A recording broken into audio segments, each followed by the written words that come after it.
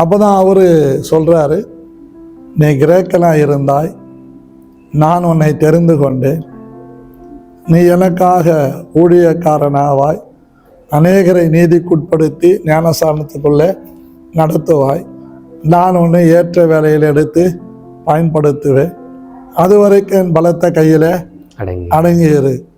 இதெல்லாம் பைபிளில் எங்கே இருக்குதுன்னு எனக்கு தெரியாது.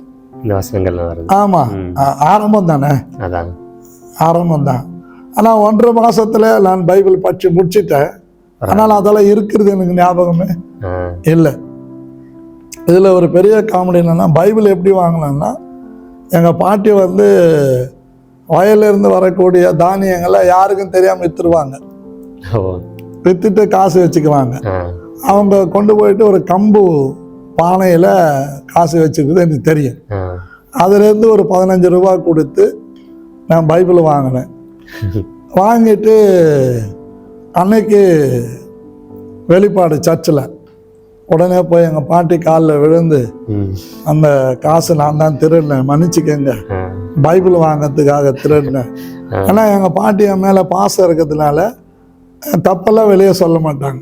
அந்த தைரியத்தில் நான் அவங்ககிட்ட மன்னிப்பு கேட்டேன். அந்த பைபிள் வாங்கி தான் 1.5 மாதத்துல படிச்சு முடிச்சிட்டேன். ஆமாம். அதுக்கு பிறகு தான் ஒன்றுன்னா நம்முடைய வாழ்க்கையில் காரியங்கள் நடக்குது. எங்கள் வீட்டில் ஒரு வருஷத்துக்கு பிறகு 83வது வருஷம் ஜனவரி மாதம் பிளஸ்ஸோ நடக்குது தஞ்சாவூர் பண்டிதர் தோட்டத்தில். இந்த பிளஸ்ஸோ முகாம் பற்றி பார்க்கும்போது தான் உங்களுடைய அந்த டெஸ்டிமனி வீடியோவில் பார்த்துருந்தேன். அங்கே தான் ஒரு ஏஞ்சல் வந்ததாகவும் அவர் உங்களுக்கு தரிசனம் கொடுத்ததாகவும் இருந்தது. அதை பற்றி கொஞ்சம். அதாவது அந்த நேரத்தில் என்னாச்சுன்னா, எல்லாரும் ஆவியில் நிரம்புறாங்க. லைனல் என்ன பிரசங்கம் பண்றார். அவர் பிரசங்கம் பண்றாரு. பிரசங்கம் பண்ணி முடிச்சோன்னு எல்லாரும் ஏதோ பேசுறாங்க, குதிக்கிறாங்க, எல்லாம் பண்றாங்க. நானும் ட்ரை பண்ணி பார்க்குறேன். எனக்கு அது வரல. உங்களுக்கு ஆசை இருக்கு? எனக்கு ஆசை இருக்குது. அப்போ அங்கே சாப்பாட்டுக்கு எல்லாரும் போகிறாங்க. போகிறதுக்கு முன்னாடி யாரெல்லாம் அபிஷேகம் பெறலையோ, பரிசுத்த பெற்றுக்கொள்ளையோ, அவங்கள எல்லாரையும் பிரிக்கிறாங்க. நாங்கள் ஒரு 20 பேர். அந்த 20 பேர்ல நான் ஒருத்தன். சைமன் பொண்டையான்கிற மிஷினரி கிட்ட என்ன அனுப்புகிறாங்க. சரி. அங்கே வந்து ஃபுல்லாக தைல தோப்பு. அந்த தோப்பில் முழங்கால் படிடுறோம். அப்போ நான் வந்து ஆண்டவர்கிட்ட கேட்குறேன், ரொம்ப முரட்டு தளமாக கேட்டேன், என்னை அபிஷேகம் பண்ணால் நான் வீட்டுக்கு போவேன், இல்லைன்னா நான் தற்கொலை பண்ணிக்குவேன். என்னவோ தெரில, ஆண்டவர் ஒரு மாற்று. போய் 2:20 இருக்கும், புட்டி போட்ட அவ்வளோதான். அதாவது நெருப்பு கொண்டு வந்து மேலே கொட்டினா எப்படி இருக்கும், அந்த மாதிரி ஒரு காட்சி. அதாவது இந்த இரும்பு உருக்காலையில் இரும்பு உருக்கி அதை கீழே கொட்டும்போது எப்படி இருக்குமோ இந்த மாதிரி ஒரு காட்சியை பார்த்த உடனே என் மேலே அப்படியே ஒரு மாதிரி ஆயிடுச்சு. தூக்கி வீசி எறியப்பட்டேன். அப்படியே எல்லாம் பேசுகிறேன், ஆனால் எனக்கு கேட்குது, புரியுது, என்னால் அடக்க முடியல. நல்லா கான்சியஸ் இருக்குது, என்ன பண்ணுறதுன்னு தெரியுது. வித்தின் ஃபியூ மினிட்ஸில் 2 ஏஞ்சல்ஸ் வர்றாங்க. அவங்க ஏஞ்சல்ஸ் எனக்கு தெரியாது.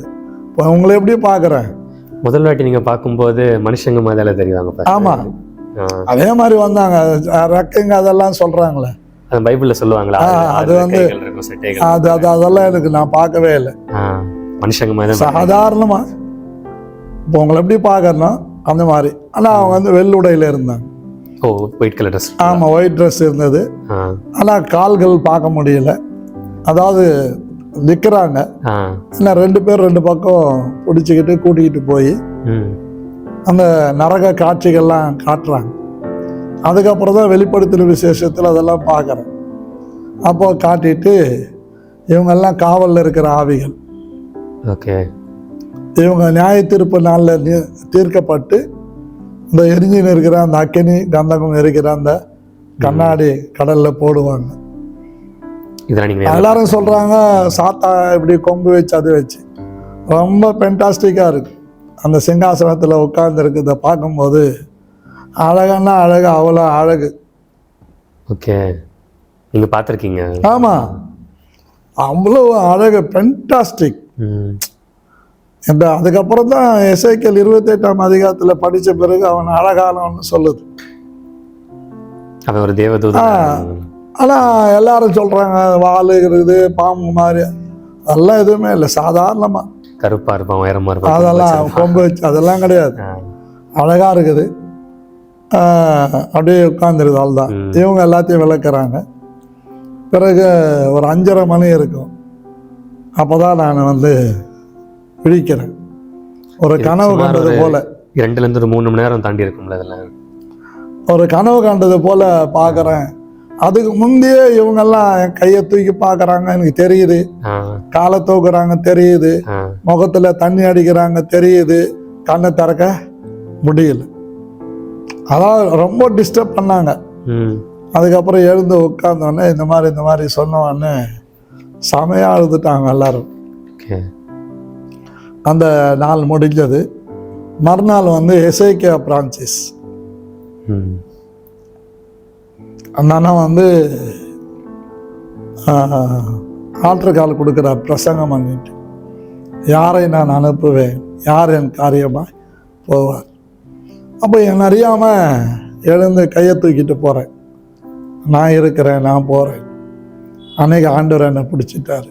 அன்னைக்கு ஊழியத்துக்கு போகிறதுங்க ஒப்பு கொடுத்துட்டேன். அப்புறம் வீட்டுக்கு வந்த உடனே அதே வருஷம் 83 ஜூன் 7ஆம் தேதி என்னை அடித்து வீட்டை விட்டு வெட்டிட்டாங்க, பங்காளிகள்லாம் சேர்ந்து. பொதுவாக கிராமங்களில், ஆமாம், பொதுவாக கிராமங்களில் ஜாதி இருக்கும், ஜாதி வெறி இருக்கும். இன்னைக்கு அது இருக்குது. என்னதான் நாகரிகம் வளர்ந்துருந்தாலும் அந்த காரியங்களை இன்னும் கூட மக்கள் கை கொள்றதை நான் பார்க்குறேன். பாவம் செய்யறதுக்கு ஜாதியை பார்க்கறது இல்லை, இயேசுவை ஏற்றுக்கொள்றதுக்கு மாத்திரம் ஜாதியை குறுக்க வைக்கிறாங்க. அன்னைக்கு இயேசுனாலே வேற ஜாதி கடவுள், வெள்ளக்காரன் கடவுள் அப்படிதான் தீர்மானிக்கிறாங்க. அன்னைக்கு ஒரு வித்தியாசமான ஒரு காரியம் வாழ்க்கையில் நடந்தது. ஒப்பு கொடுத்துட்டேன், வீட்டுக்கு வந்தேன், துரத்திட்டாங்க. பங்காளிகள்லாம் சேர்ந்து அடித்து துணியெல்லாம் கிழிச்சு வீட்டை விட்டு துரத்துனாங்க. எங்கள் அப்பா வந்து என் பைபிளை பிடுங்குறாரு. எனக்கு அப்போ தான் கோபமே வந்தது. சொன்னேன், தெலுங்குல பேசுனேன். మీ అవసరం ఆత్రాన్ని కొరకు నన్ను కొట్టారు, చొక్కాయిలంతా చింపినారు, నన్ను నాశనం చేశారు. ఇంతవరకు ఓపికగా ఉన్నాను. కుప్పా ఇంకా మీట నేను ఊరుకోండు, అందరిని నరికేస్తాను அப்படின்னா, நான் இது வரைக்கும் உங்கள் ஆத்திர அவசரத்துக்கு என்னை அடிச்சிட்டீங்க, வாங்கிக்கினேன். இது என்னை மாத்தலை. இது மேலே இருக்கிற ஆதாங்கம் வெறி தப்புன்னு அப்புறம் தான் நமக்கு தெரியும். அந்த நேரத்தில் அடிச்சவங்க வாங்கிக்கிட்ட, ரத்தம் வந்து உடம்பெல்லாம் கீறி இருக்குது, துணியெல்லாம் கிழிச்சு இருக்கிறாங்க, கவலைப்படல. இதை தொட்டவொன்னே சொல்லிட்டேன். அப்போதான் சொல்றாங்க, உனக்கு இந்த பைபிள் என்னடா பண்ணும். நான் சொன்னேன், இந்த பைபிள் தான் என்னை மாத்திச்சு. உனக்கு முன்னால நீதிமானா நிறுத்தி இருக்குது. இந்த பைபிள் தான் என் பாவங்களை மன்னிச்சு கழுவி இருக்குது. இன்னைக்கு நான் சாட்சியாக இருக்கிறதுக்கு காரணமே இந்த பைபிள் தான். நான் சாராயை ஊற்றி குடித்தப்போ நீ குடித்த, அந்த பக்கம் நின்றுக்கிட்டு நான் இந்த பக்கம் நின்றுட்டு குடித்தேன். அப்போது உனக்கு நான் நல்லவனாக இருந்தேன். ஊற்றி கொடுத்தேன், எல்லாருக்கும் அவங்க நல்லவனாக இருந்தாங்க. நான் மாறிட்டவொடனே என்ன பண்ணுறீங்க, இப்படி அடிக்கிறீங்களே அப்படின்னு சொல்லிட்டு எங்கள் அப்பா சொன்னார், உனக்கு யாரா பொண்ணு கொடுப்பாங்க. நான் சொன்னேன், இந்த பைபிள் கொடுக்கும். உனக்கு யாரா சோறு போடுவாங்க, இந்த பைபிள் போடும். உனக்கு எப்படிடா எல்லாம் நடக்கும், இந்த பைபிள் நடக்கும். இதுதான் எனக்கு எல்லாமே அப்படியே நான் சொல்லிக்கிட்டே இருக்கிறேன். அப்போ ஒரு சத்தம் காதில் கேட்குது. ஆதியாகமம் 12:1 படி, நீ பயப்படா. அது அழகா சொல்றாரு.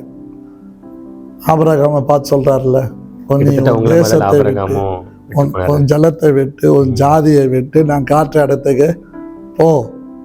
அதே மாதிரி பைபிள் பேண்ட் ஷர்ட்டோட இந்த கிழிஞ்சதெல்லாம் கட்டி போட்டுட்டு, நானும் வேலை செஞ்சு சம்பாதிச்ச பணத்தில் தச்ச பேண்ட் ஷர்ட்டில் போட்டுக்கிட்டு பைபிள் எடுத்துக்கிட்டு வீட்டை விட்டு வந்தவன்.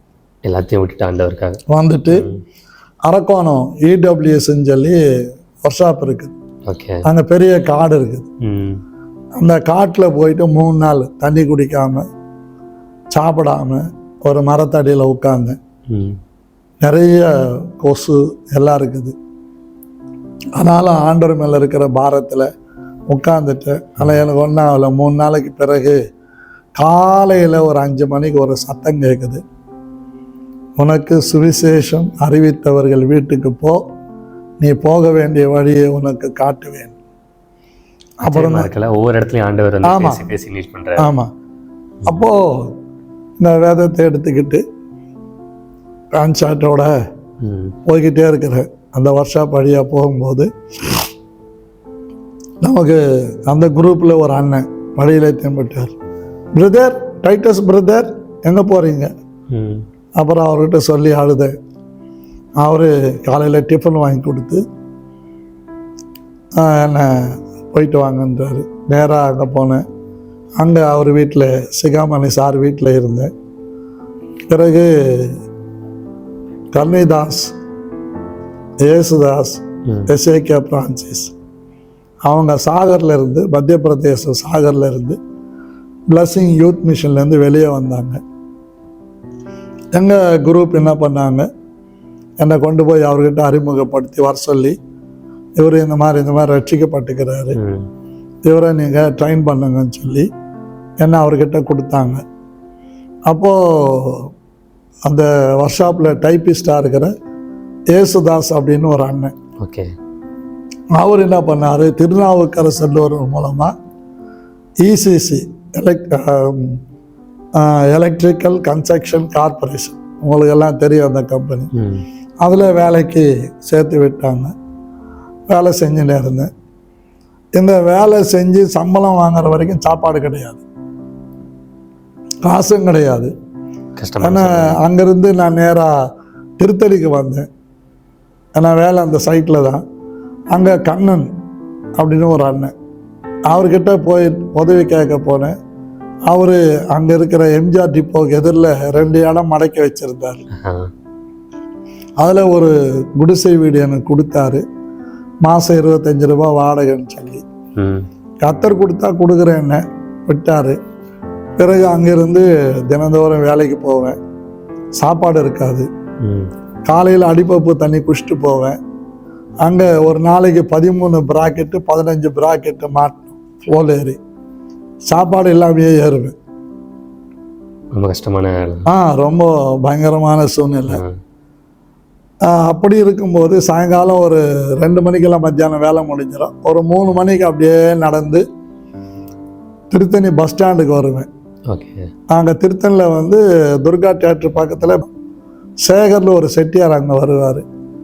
அங்கே போனவொடனே அவர் என்னை கூப்பிட்டாரு. ஐயா, டெய்லி எனக்கு சாயங்காலம் வருவேன், இந்த வாழைப்பழம் சாப்பிட்டு போடுறதெல்லாம் தனியாக என்ன பண்ணுங்க, வாங்கி போட்டு வைங்க, ஒரு ஆடு வளர்க்குறேன், அதுக்கு கொடுக்கணும். அவர் சரி நாயுடு, உனக்கு இல்லைன்னு சொல்ல முடியுமா, எத்தனை மகன் கொடுப்பாரு.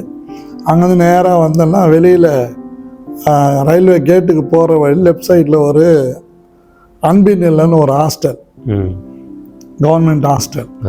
அதுக்கு முன்னாடி ஒரு அடிப்பம்பு, அந்த ஹாஸ்டலில் 2 திண்ணை இருக்கும். அந்த அடிப்பம்பில் கொண்டு வருவேன். அந்த பழங்களை தோல்லாம் அலசிட்டு நல்லா கிள்ளி பார்ப்பேன். நல்லா மென்று சாப்பிட முடிய தோலெல்லாம் எடுத்து வச்சிருவேன். சுமார் ஒரு 10-15 தோல் வரும்.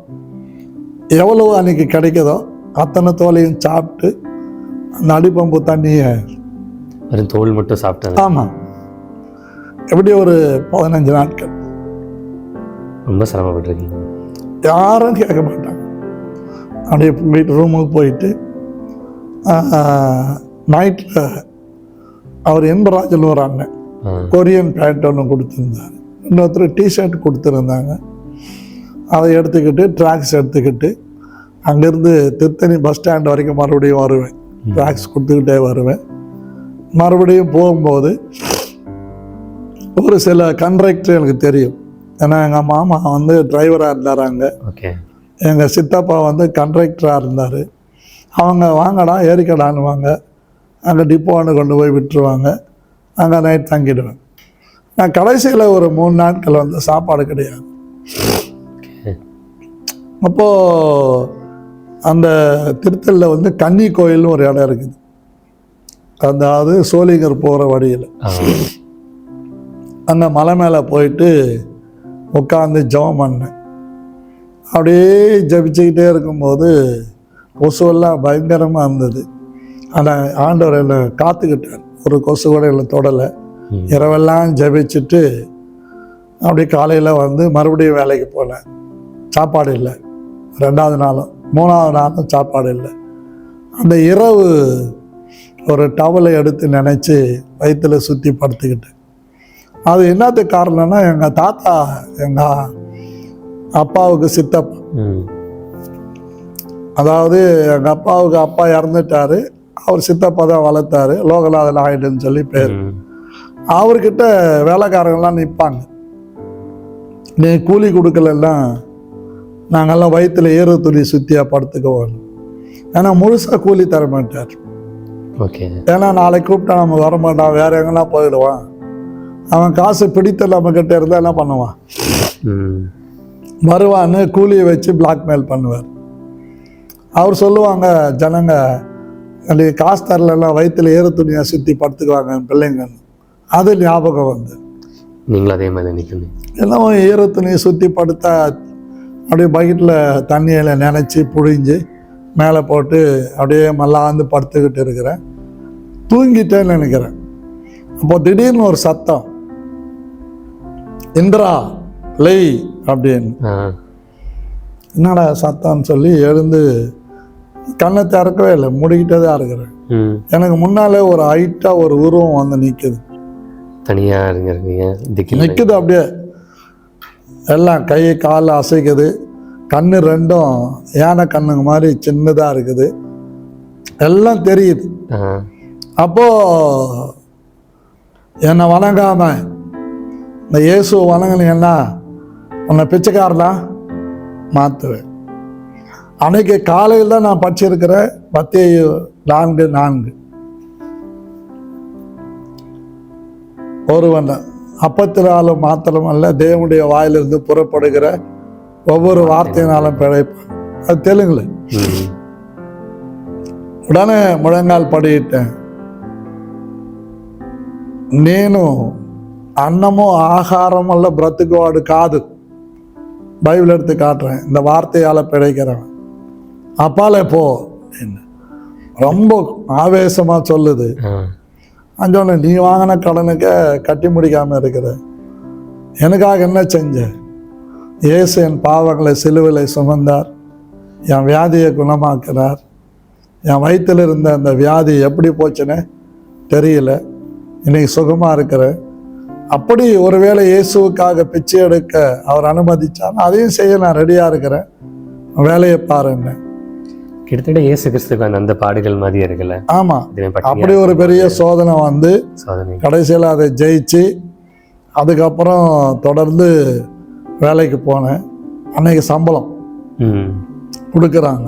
ஒரு நாளைக்கு 8 ரூபாய் 60 காசு எனக்கு கூலி. 1980, அதாவது 83.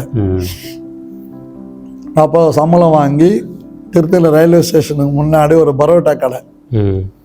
பரோட்டாலாம் வாங்கி பிச்சு போட்டு பால் ஊற்றி சாப்பிட்டா அவ்வளவுதான்.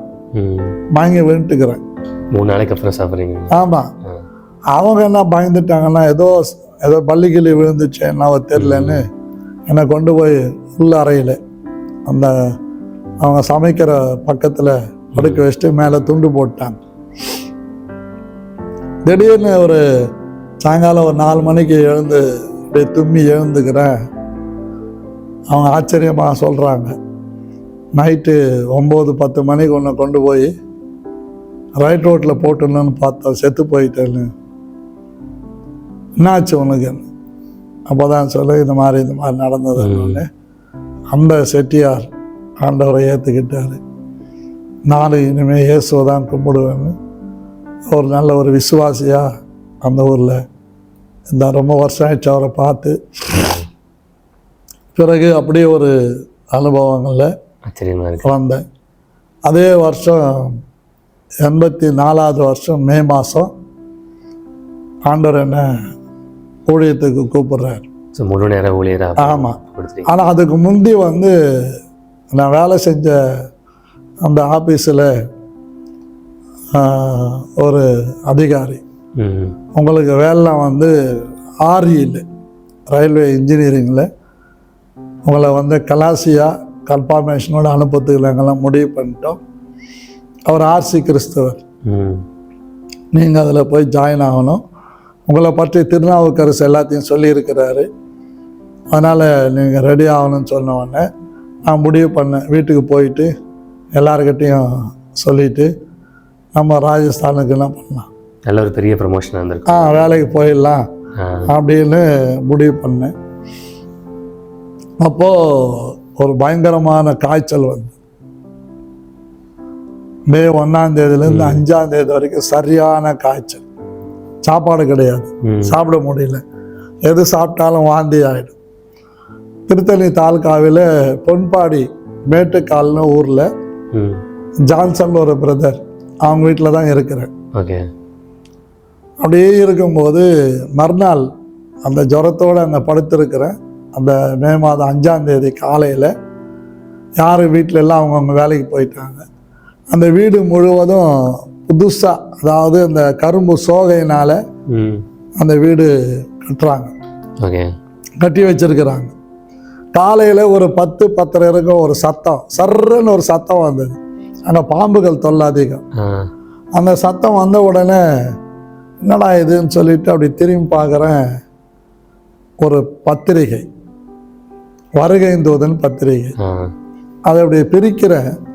பிரித்த உடனே லெஃப்ட் சைடில் கட்டம் போட்டு ஒரு பகுதி திடீர்னு ஒரு வெளிச்சம், அதாவது ஓட்டையாக இருக்கிற கூரை வழியாக வெளிச்சம் வந்து எப்படி இருக்கும், இந்த பர்டிகுலர் பிளேஸில் வருது. அன்னைக்கு எசேக்கியா பிரான்சிஸ் சொன்னார் பாருங்க, யாரை நான் அனுப்புவேன், யார் என் காரியம், அதே வாசம், திரும்ப அதே வாசம். பார்த்த உடனே ஒரு பயங்கரமா அந்த ஜுரத்திலே அந்த வீடெல்லாம் உருள்றேன், யாரையும் நான் ஒருத்தன் தான் இருக்கிறேன். அந்த வெளிச்சம் அப்படியே அந்த இது மேலே கிட்டத்தட்ட ஒரு 3-2 நிமிஷம் அப்படியே இருந்தது.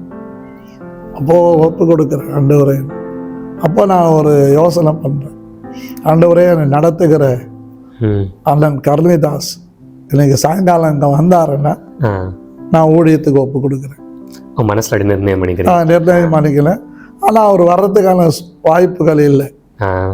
அவர் வந்தாருன்னா விஷயத்தை பேசிட்டு ஒப்பு கொடுக்குறேன். அவர் திடீர்னு வந்துட்டார், ஒரு 5 மணிக்கு வந்துட்டார். டைட்டஸ், உங்களுக்கு உடம்பு சரியில்லைங்க, எப்படி இருக்கிறீங்க?